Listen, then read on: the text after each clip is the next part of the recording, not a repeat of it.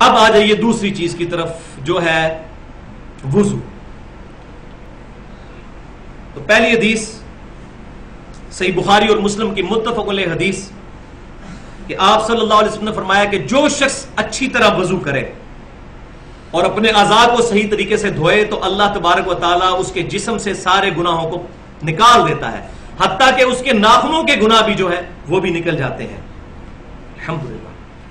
دوسری حدیث بھی صحیح بخاری اور مسلم کی متفق علیہ حدیث ہے کہ آپ صلی اللہ علیہ وسلم نے فرمایا جب مسلمان فرض نماز کا وضو اچھی طرح کرتا ہے، اس کے بعد خشوع خضوع سے نماز پڑھتا ہے، تو اس نماز سے پہلے جتنے گناہ ہوئے تھے اللہ تبارک و تعالیٰ معاف فرما دیتا ہے.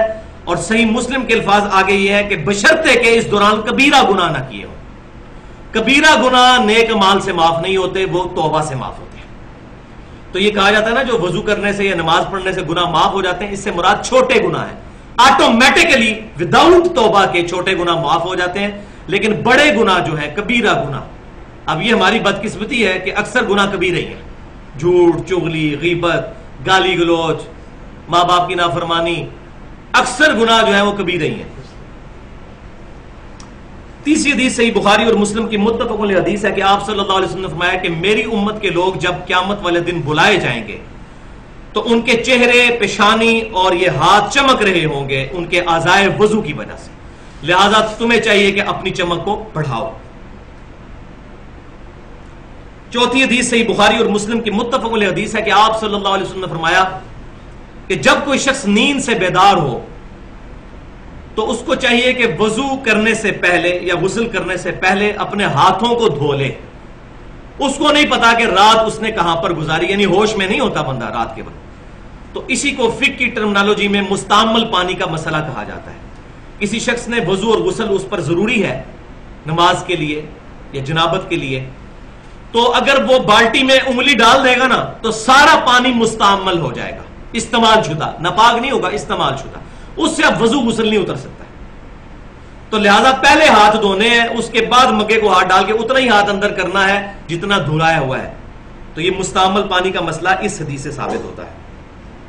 استعمال شدہ پانی ہو گیا تو پھر لہذا انڈیلیں گے پہلے پانی کو، ہاتھ دھوئیں گے. یہ مسئلہ ہے جب برتن سے کریں، ہمارے لیے پرابلم نہیں، ہم نے ٹوٹی سے کرنا ہوتا ہے یا شاور سے، اس میں ایشو ہے ہی نہیں الحمدللہ. پانچویں حدیث صحیح بخاری اور مسلم کی متفق علیہ حدیث ہے کہ عبداللہ بن زید بن عاصم رضی اللہ تعالیٰ عنہ کو ریکویسٹ کی گئی کہ آپ صلی اللہ علیہ وسلم کا جو وضو تھا وہ آپ کر کے دکھائیے. تو عبداللہ بن عاصم رضی اللہ تعالیٰ عنہ، عبداللہ بن زید بن عاصم رضی اللہ تعالیٰ عنہ نے پانی کا برتن منگوایا، اس کو انڈیلا اپنے ہاتھوں پر 3 دفعہ اور 3 دفعہ اپنے ہاتھوں کو دھویا.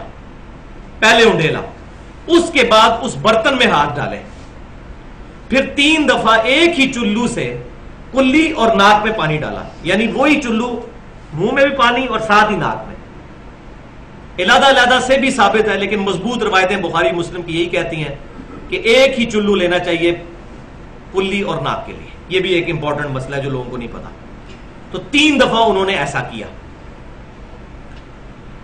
پھر انہوں نے برتن میں 3 دفعہ ہاتھ ڈالا اور 3 دفعہ اپنے چہرے کو دھویا، پھر برتن میں 3 دفعہ ہاتھ ڈالا، اپنا دایاں بازو دھویا، پھر 3 دفعہ ہاتھ ڈالا اور بایاں بازو دھویا. پھر آپ رضی اللہ تعالیٰ عنہ نے پانی لے کر ہاتھ پر ڈال کر اپنے دونوں ہاتھوں سے پورے سر کو، یہ پیشانی سے لے کر پیچھے تک یوں لے کے گئے اور پھر آگے لے کر آئے. اس طریقے سے سر کا مسح کیا. اور اس کے بعد آپ رضی اللہ تعالیٰ عنہ نے فرمایا میں نے وہی وضو کیا ہے جو آپ صلی اللہ علیہ وسلم وضو فرمایا کرتے تھے. چھٹی حدیث رسول اللہ صلی اللہ علیہ وسلم سے صحیح بخاری میں ہے کہ اعضائے وضو کا ایک بار دھونا بھی ثابت ہے، 2 بار دھونا بھی اور 3 بار دھونا. قرآن پاک میں تو 1 دفعہ کا ذکر آیا ہے، لیکن احادیث میں 3 تک بھی ثابت ہے، 3 دفعہ بھی دھویا جا سکتا ہے. اب کچھ احادیث وضو میں احتیاط سے متعلق، یہ بہت امپورٹنٹ احادیث ہے. پہلی حدیث صحیح مسلم سے کہ مکہ سے مدینہ شریف کی طرف جاتے ہوئے آپ صلی اللہ علیہ وسلم نے راستے میں ایک جگہ پڑاؤ کیا تو صحابہ اکرام علیہم رضوان نے وضو کیا عصر کی نماز ادا کرنے کے لیے. تو کچھ صحابہ نے تیزی میں وضو کیا اور ان کی ایڑیاں جو ہیں وہ چمکتی ہوئی نظر آ رہی تھی. تو آپ صلی اللہ علیہ وسلم نے فرمایا کہ بے شک ایڑیوں کو خشک رہنے کی وجہ سے عذاب دیا جائے گا، وضو احتیاط کے ساتھ کیا کرو. تو اس سے بھی یہ بات پتہ چل گئی کہ وضو میں پاؤں کا دھونا ہی ضروری ہے، اور اس میں ایڑیوں کی خصوصاً سخت جگہ ہوتی ہے، سردیوں کے موسم میں اس کو صحیح طریقے سے ملنا چاہیے۔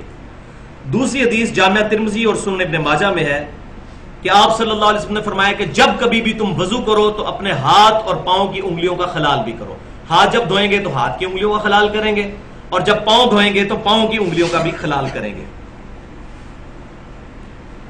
اب احتیاط کا مطلب یہاں پر میں ایک چیز بتا دوں کہ یہ وضو کرتے ہوئے احتیاط کا مطلب اسراف بھی نہیں ہونا چاہیے اور کنجوسی بھی نہیں ہونی چاہیے، کیونکہ صحیح حدیث ہے، بخاری اور مسلم کی متفق علیہ حدیث ہے کہ آپ صلی اللہ علیہ وسلم ایک مد پانی سے وضو فرما لیا کرتے تھے، 600 گرام، یعنی آپ کی جو 1.5 لیٹر کی بوتل ہے اس کو آدھا کر لیں، اس سے آپ صلی اللہ علیہ وسلم وضو فرما لیا کرتے تھے۔ جامعہ ترمذی، سنن ابی داؤد اور سنن ابن ماجہ میں حدیث ہے، یہ تیسری حدیث، کہ آپ صلی اللہ علیہ وسلم اپنے ہاتھ کی چھوٹی انگلی کے ساتھ پاؤں کی انگلیوں کا خلال فرمایا کرتے تھے اور پاؤں کی انگلیوں کو دھویا کرتے تھے۔ پانچویں حدیث جامعہ ترمذی، سنن نسائی اور سنن ابن ماجہ کی ہے کہ آپ صلی اللہ علیہ وسلم جب سر کا مسح فرماتے تو شہادت کی انگلی سے کانوں کے اندر کا بھی مسح فرماتے۔ یہ کان بھی چونکہ سر کے اندر ہی داخل ہے، قرآن پاک میں ذکر نہیں، لیکن یہ کان سر کے اندر ہی داخل ہوتے ہیں، اس لیے اس کا مسح بھی ہوگا اس طریقے سے، اور انگوٹھوں کے ذریعے کان کی پشت کا مسح فرماتے ہیں۔ لیکن یہ جو گردن کا مسح ہے یہ کسی ضعیف حدیث سے بھی ثابت نہیں ہے، اور مزے کی بات ہے فقہ حنفی کی جو اردو میں معتبر ترین کتاب ہے، 27 سال میں مفتی امجد علی صاحب نے لکھی بہار شریعت، اس میں بھی لکھا ہوا ہے کہ گردن کا مسح مستحب ہے۔ ان کی بھی جرت نہیں ہوئی کہ اس کو سنت لکھیں، لہذا گردن کا مسح کوئی ثابت نہیں، مستحب بھی انہوں نے اپنے بزرگوں کی وجہ سے لکھ دیا۔ قرآن اور حدیث کے اندر کہیں بھی ثابت نہیں کہ نبی صلی اللہ علیہ وسلم نے گردن کا کبھی مسح کیا ہو۔ تو یہ بہت امپورٹنٹ بات ہی میں نے بتا دی، گردن کا مسح نہیں، سر پورے کا مسح، یوں آگے سے پیچھے اور پیچھے سے آگے اور یوں، بس یہ ہے، دیٹس آل۔ چھٹی حدیث سنن نسائی میں اور سنن دارمی میں صحیح سند کے ساتھ کہ سیدنا علی رضی اللہ تعالیٰ عنہ نے دائیں ہاتھ سے ناک میں پانی ڈالا اور بائیں ہاتھ کی چھوٹی انگلی سے ناک کی صفائی کی۔ تو اس سے یہ بات پتہ چلی کہ ناک کو بائیں ہاتھ سے صاف کرنا چاہیے۔ ساتویں حدیث جامعہ ترمذی اور سنن نسائی کے اندر موجود ہے کہ ابو حیا تابعی رحمۃ اللہ علیہ کہتے ہیں کہ سیدنا علی رضی اللہ تعالیٰ عنہ نے ہمیں ایک دفعہ مکمل وضو کر کے دکھایا پریکٹیکلی، جس میں آپ رضی اللہ تعالیٰ عنہ نے 3 دفعہ چہرے کو دھویا، 3 دفعہ پہلے ہاتھوں کو دھویا، پھر 3 دفعہ چہرے کو دھویا، بیچ میں کلی اور ناک والا بھی معاملہ۔ اس کے بعد آپ رضی اللہ تعالیٰ عنہ نے 3 دفعہ دونوں ہاتھوں کو بازوؤں سمیت دھویا، پھر پورے سر کا 1 دفعہ مسح کیا، پھر 3 دفعہ اپنے پاؤں کو دھویا۔ لہذا سیدنا علی سے بھی پاؤں دھونا ہی ثابت ہے، ہمارے پاس جو صحیح سند سے روایتیں پہنچی ہیں، یہ خصوصاً میں اہل تشیع کے حوالے سے بات کر رہا ہوں۔ اور پھر آپ رضی اللہ تعالیٰ عنہ نے وضو کا بچا ہوا پانی کھڑے ہو کر پیا، یہ بھی سنت ہے کہ لوٹے میں جو پانی بچ جائے اس کو کھڑے ہو کر پینا، زمزم کو کھڑے ہو کر پینا اور وضو کے بچے ہوئے پانی کو کھڑے ہو کر پینا سنت ہے۔ اور پھر سیدنا علی نے فرمایا کہ میرا وضو کرنے کا ارادہ نہیں تھا، میں نے صرف اس لیے وضو کیا کہ تاکہ تمہیں دکھاؤں کہ نبی صلی اللہ علیہ وسلم کس طرح وضو فرمایا کرتے تھے، تعلیم کے طور پر وضو سکھایا۔ 8ویں حدیث صحیح بخاری اور کے اندر موجود ہے تعلیقاً اور صحیح سند کے ساتھ، مسند امام احمد اور سنن نسائی میں موجود ہے کہ آپ صلی اللہ علیہ وسلم نے فرمایا کہ مسواک استعمال کیا کرو، اس میں تمہارے رب کی خوشنودی ہے، رب خوش ہوتا ہے مسواک استعمال کرنے سے۔ لہذا اگر دانتوں کے لیے کوئی ٹوتھ پیسٹ بھی استعمال کرتا ہے اور نیت دانتوں کو صاف کرنا ہے، اس کو بھی ثواب ملے گا۔ تو ٹوتھ پیسٹ آج کل استعمال کرنا ضروری ہے کیونکہ ہماری غذائیں بھی بڑی مرغن ہو چکی ہوئی ہیں، بہت چکنائی والی غذائیں۔ ٹوتھ پیسٹ اپنی جگہ استعمال کریں اور وضو کے ساتھ مسواک کو بھی استعمال کریں تاکہ اس کا ثواب بھی ملے، کیونکہ سنت ہے۔ اور صحیح بخاری اور مسلم کی متفق علیہ حدیث ہے کہ آپ صلی اللہ علیہ وسلم نے فرمایا اگر مجھے امت کی مشقت کا خیال نہ ہوتا تو میں امت کو حکم دے دیتا کہ وہ مسواک کریں، ہر نماز کے ساتھ، ہر وضو کے ساتھ۔ لیکن آپ صلی اللہ علیہ وسلم نے امت پر شفقت فرمائی اور اس چیز کو obligatory نہیں رکھا، آپشنل رکھ دیا۔ لیکن اس سے یہ رزلٹ نہیں نکالنا چاہیے کہ انسان اس سنت کو چھوڑ دے، اس کا یہ مطلب ہے کہ سنت بہت اہم ہے، اس پر عمل کیا جائے۔ اب 16ویں حدیث صحیح مسلم میں ہے کہ نبی صلی اللہ علیہ وسلم نے فرمایا کہ جو شخص وضو کرنے کے بعد پڑھ لے اشہد ان لا الہ الا اللہ وحدہ لا شریک لہ وَأَشْهَدُ أَنَّ مُحَمَّدًا عَبْدُهُ وَرَسُولُهُ، اللہ تعالیٰ جنت کے 8 دروازے اس کے لیے کھول دیتا ہے. الحمدللہ. اس میں آسمان کی طرف دیکھنا انگلی اٹھانا شرط نہیں، وہ روایتیں بالکل ضعیف ہیں. صحیح مسلم میں بس اتنے ہی الفاظ ہیں کہ 8 دروازے کھل جائیں گے یہ دعا پڑھنے سے. اور 17ویں حدیث سنن نسائی الکبریٰ کے اندر صحیح سند کے ساتھ ہے کہ آپ صلی اللہ علیہ وسلم نے وضو کے بعد یہ دعا بھی پڑھی ہے، سبحانک اللہم و بحمدک اشہد ان لا الہ الا انت استغفرک و اتوب الیک. اور ساتھ تابعی کے اقوال بھی موجود ہے، قول بھی، کہ جو شخص یہ پڑھے گا اللہ تعالیٰ اس دعا کو قیامت تک کے لیے اس کو محفوظ کر کے رکھ دے گا اور قیامت تک اس کا اجر عظیم عطا فرمائے گا. تو یہ محفل سے اٹھنے کی جو دعا ہے یہ وہی والی دعا وضو کے بعد بھی ثابت ہے. دیکھ لیں. اب میرے ایمان کا تقاضا ہے کہ میں چلتے چلتے وضو کی جب بات ہوئی ہے تو اب میں آخری حدیث اپنے ایمان کو تازہ کرنے کے لیے بیان کر دوں. صحیح بخاری میں کتاب الشروط چیپٹر میں 4تھی حدیث ہے. سیدنا اربا بن مسعود رضی اللہ تعالیٰ عنہ جو اس وقت تک مسلمان نہیں ہوئے تھے، صلح حدیبیہ کے موقع پر وہ کافروں کی طرف سے ایجنٹ بن کر نبی صلی اللہ علیہ وسلم کے پاس آئے، اور جو کچھ پھر انہوں نے دیکھا وہ وجد آمیز منظر ہے. اربا بن مسعود کہتے ہیں کہ میں نبی صلی اللہ علیہ وسلم کی طرف ڈائریکٹ تو دیکھتا نہیں تھا، تو کنکھیوں سے ایسے ایسے کر کے دیکھتا تھا. ایسے ڈائریکٹ دیکھتے تو ظاہر روک پڑتا تھا جناب، دل ہلتا تھا. پیغمبر کا چہرہ یہ جھوٹے کا چہرہ نہیں ہو سکتا. اور بعد میں وہ ایمان بھی لے آئے.